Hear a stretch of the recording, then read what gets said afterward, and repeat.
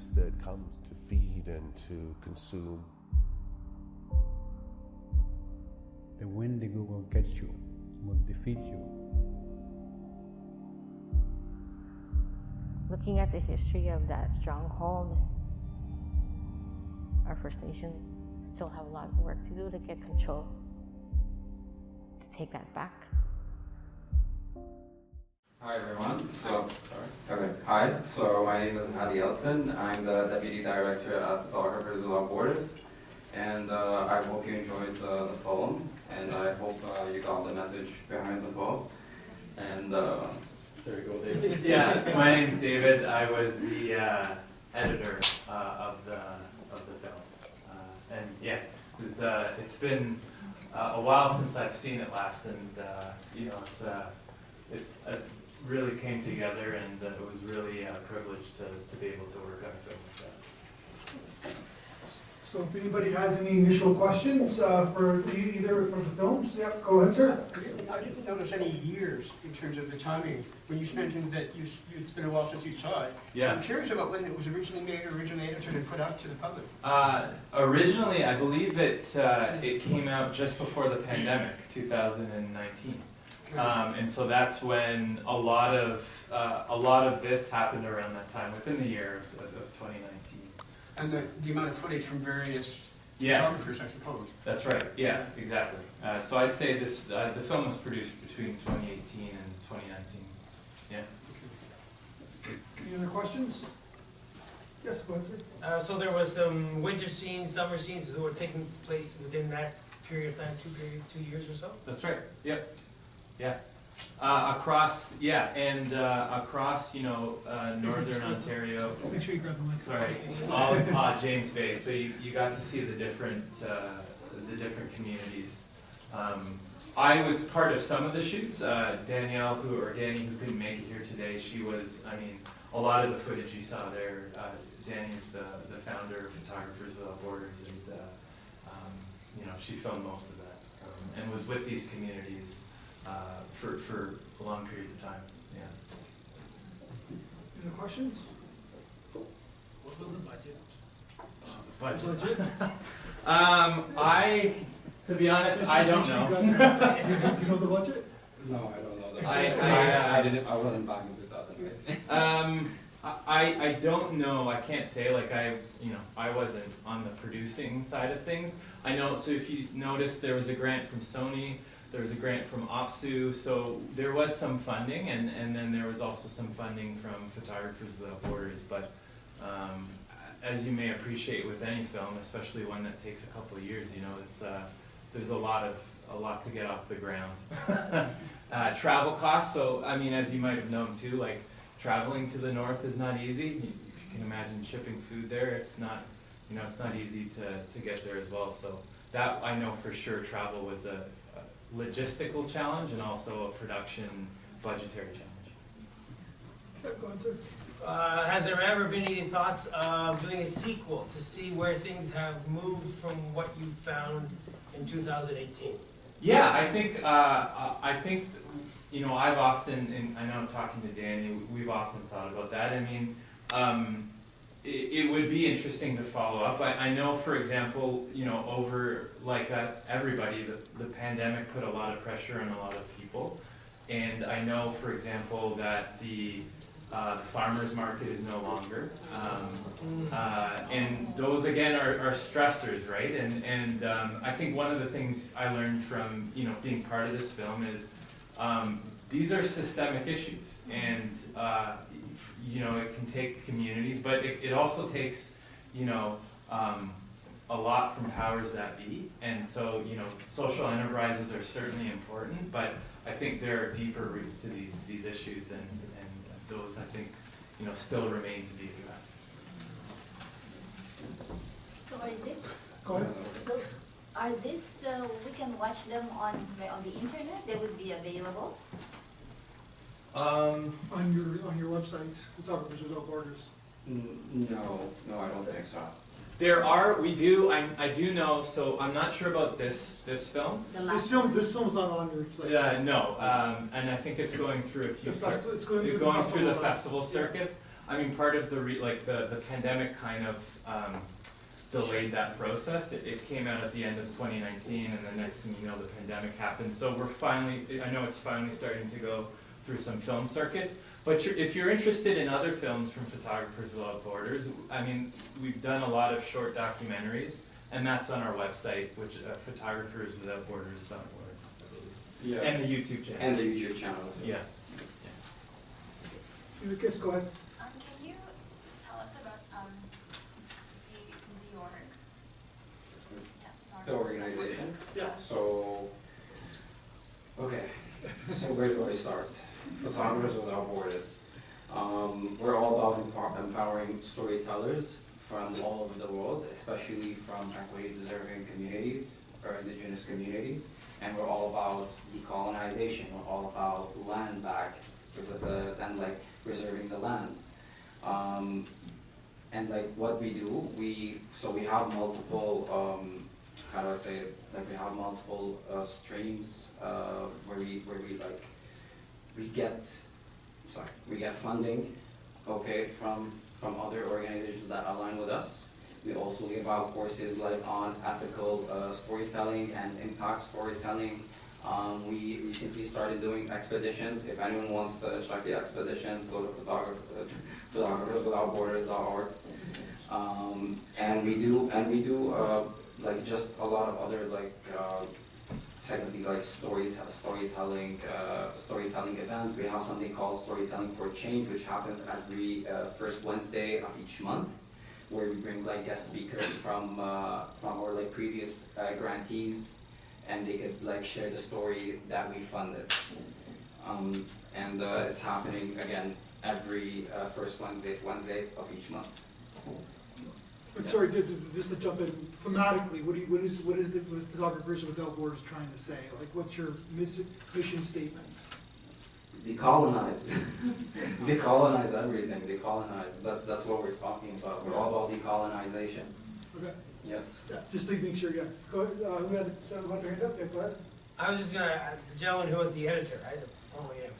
Were there, looking at what you saw tonight, you said it's been a number of years, do you recall what didn't make it to the film that you think might have been good, seeing what you saw tonight? He's leaning now, he's thinking I mean, yeah, there are, I mean, this is about, I think this is a 60-minute film. I mean, there are hours on the cutting room floor. I don't know if I'd say that, you know, that deserve to be in or out. I mean, I think like any story, you want to give, you know, an accurate picture. There's some hard stuff in this film, and I think going back, looking at it is, you know, wanting to balance some of those hard truths with also a sense of hope at the end.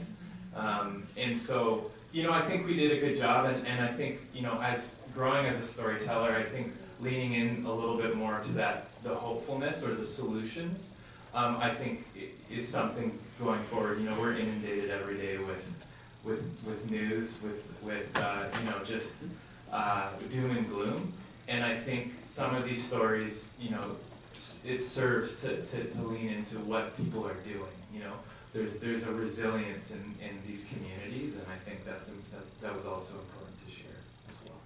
I don't know if that answered it, because yeah, there was a lot to go through. So we'll go back there, go. Yeah, I'm curious, was Northern asked for comments? No. Look, they were aware of, I know that they were aware of the film. I know that they certainly weren't happy about the depiction. And look, we've been I mean, I remember someone asking Danielle before, you know, in a film that there's a narrative choice, and I think someone had asked, you know, did you approach Northern about, you know, adding their 2 cents in? And I think, you know, this was a story about Northern, but their story has been told. They've given, you know, the reasons why, you know, food costs are what they think they are in the North. And I think it was very intentional that this was a perspective coming from those living in the communities there. And, you know, disagree with it or not, you know, those are the choices you make in making films like this. You know, whose voices and whose narratives do you center? Go ahead. I have a follow-up to what you have just said. Do you feel any kind of silencing that might be coming from powers that you criticize or you actually depict, like Northern or the mining companies or whatever? Yeah, look, I unfortunately, like, I think, you know, Danielle and maybe some of the producers would be better equipped. I do know, though, there was pressure. I do know that there were not some happy folks about this film. And yeah, like, I mean, part of this was also, you know, as part of production and logistics, it's, you know, there's the legal aspect to it. So there's money spent on it, right? So that's certainly a concern like this when you are telling, you know, stories and narratives that, you know, are about powerful corporations or powerful people, for sure. Go ahead. Yeah, when the footage landed on your desk, was there a pretty clear story map, or were you given a lot of liberty to piece it together? What was your editing process like? I was, you know, I had been working with Photographers Without Borders for a while up until that point. I think it was about 3 or 4 years. And Danielle had you know, I've known Danielle for a long time, and so it was one of those opportunities where she gave me a lot of leeway in the story. I think, as she's done in the past, we did sit down and we figured out an arc together. We figured out, you know, we had multiple sessions, but within that there was a lot of freedom in kind of crafting the narrative, which was very nerve-wracking for me. You know, I constantly wanted to check in, and we had, you know, other collaborators and folks who would watch this along the way to say, okay, like, you know, I didn't want to be, you know, the only person making a stamp on this, but I will say there was direction, but there was also a lot of freedom, like creative freedom as well. Yeah, go ahead. I was just wondering about the drone photography. There seemed to be a lot of that. Yeah. And how do you fit that in, and how does one become a drone photographer? Yeah, so I mean, I'm a licensed drone pilot, like drone operator. Some of that footage is mine. So, same with Danielle, who shot a lot for this. You know, it's just a different perspective, that aerial perspective, and with drones, there's a democratization of getting those views. Like, you no longer have to get up in the air with a helicopter or a plane, like. And I think it was touched too, you know, an interesting aspect of, you know, some of the solutions with these communities that involves drones themselves. So, you know, getting access to materials using bigger drones. But yeah, that was, you know, that was a unique part of filming, I'm sure, and just getting, especially up north in the winter, getting those, you know, cold landscapes. That was an intentional choice as well. Like, these are remote communities. We wanted to get across some of that remote feeling as well. Sorry, go ahead. As you said, these are systemic challenges, but in your work, have you seen anything that seems to be like promising, like up until now, it's sustained resilience, or? Yeah, I think, you know, it's hard. I think part of this is just, you know, films like this, and what we can do at the very least is have this out there. Right, and it's have these stories told, and so that they don't go silent. And I think that's part of it, is being on the minds and the conscious, and that's part of the ways that, you know, I think people can bring these issues to people. That's certainly part of it. As for, you know, I don't have a real answer to some, because these are big issues. You know, these are issues of policy. Residential schools, right? And so I think at the very least, and I know just personally, you know, working with Photographers Without Borders, I was aware of some of this stuff, but I know that I wasn't aware of everything. Like, this was a real learning experience for myself, right? About the prices, about, you know, the differences, learning about residential schools, learning about the 60s scoop, and I think if we want to change these things, the very least is we have to know about them. And I think that's important. Go ahead, right there. Yeah, you. What was the process in choosing this community to document them and feature them? Were there existing connections? from someone, or did someone reach out to you saying, we want to share this about our people? That's a great question. I know Danielle had existing connections in these communities, working with some of the producers, Indigenous producers. I think this story was brought to the attention of Photographers Without Borders. If I'm not mistaken, our board of directors, there's an Indigenous board of directors. Yes. And just to add on that, any film that is made like that, it can't be made without building a relationship first with the community. And that takes time, and like you need to build a relationship to gain the trust, and you need to be sharing the story from their point of view, not from your point of view. So it's a process, it takes time. Yeah, so that was definitely part of, and so that was certainly part of the process. Sorry, I just want to make sure I get, go to you, and then we'll go to you.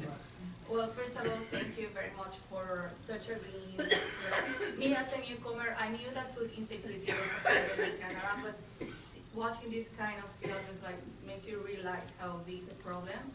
And I was in shock because I knew Ontario is the lowest, one of the lowest provinces with food insecurity. So I can't imagine how it is in New Labrador or somewhere more in the north. So I was just wondering how your film is, I don't know, helping to these people, like if the government is making some real solutions. They have food banks. They are saying that they are going to lower the taxes for low-income people here in Ontario, but I don't know if that is really working because with what I see in the film, it's like apparently it's not working very much like I don't know how to explain that the measures that the government is trying to make to reduce food insecurity in Ontario. And secondly, if those solutions are applicable for all the provinces in Canada, or it's just like each province should make their own decisions. Yeah, I don't know. The honest answer is I'm not sure. These are policy issues, right? And I mean, there's an election coming up, I'm sure, and people can find out about where parties and leaders stand on a lot of these issues. But in terms of the honest answer is I'm not exactly sure. Sorry, I have a question for you. Do you see anyone on the streets right now, or anywhere in Canada, talking about this? No. Exactly. No. I feel like nobody knows. Exactly. All we can do is share the story from their point of view, and like it's up to us, for us the people, to bring it to shed light, or like to say we want to change this, or like we want to fix this. But unfortunately, this is you don't see any movement about that. We share the story, and then it's up to the people what they want to do with the story. And I think sometimes we can be very myopic, right? Like we of course we're going to be concerned about where we are and our families and kind of those in our inner circle. But as I'm sure over the last couple of years, I think a lot of us have felt, not to the same extent, but the change in prices of food and what it means when food's more expensive and when housing's more expensive. And these are issues that are magnified and multiplied in northern communities. And so, hopefully it's a sense of, a sense of justice in the sense that, we should all be, in some sense, on a similar playing field here. So, question in the back. Just two comments. First, I want to thank Matthew at Wild Sound for having the platform to allow all of these films to come out to the masses. I think it's very important. Thank you, Matthew.